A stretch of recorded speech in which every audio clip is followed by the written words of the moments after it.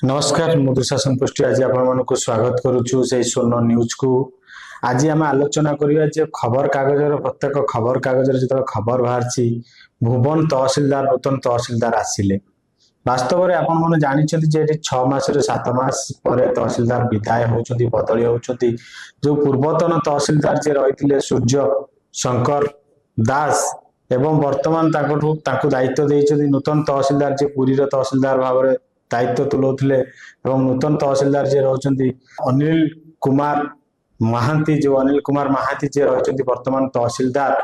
ये वास्तव में ये जो तहसीलदार रही एवं ये भुवन जो तहसील ऑफिस थिला कार्यालय रही ये कार्यालय अनेक समय दुर्नीति गंताघर खोली जहाँफल कि माफिया मानकर सहित जदि मधुचंद्रिका भाव न रखिबो एठू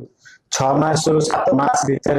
बदली हो जाउछंती तहसीलदार देखा बाकी रहा जो नूतन तहसीलदार आईचंती एवं ये दायित्व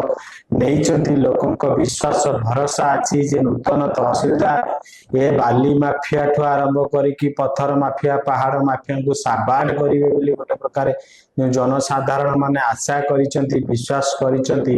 वास्तव में सी केते दायित्व को सठिक भाव में तुलाउछंती ना दायित्व तुले तुले निजे भी चली जाउछंती एठू विदाय हो जाउछंती ताही समय कहबो। कारण आम कहि रखुछु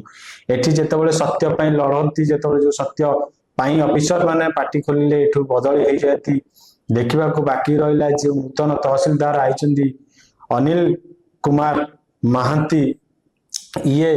केते दूर तांकर दायित्व तुलाउछंती एवं केते ये तांकर दायित्व सठिक भाव में तुलाउछंती ताही समय कहबो। एवं केते बाली माफिया माटी माफिया एवं कोयला माफिया को आरंभ करके अनेक बेआईन कारबार एठी होउची एवं NH 53 ऊपर भी मध्य बेआईन कारबार चली यार ऊपर तहसीलदार केते दृष्टि दौरान केते जनसाधारण भुवन तहसील जनता एवं भुवन जनसाधारण कथा दुख केते बुझुचंती ताही समय कहबो।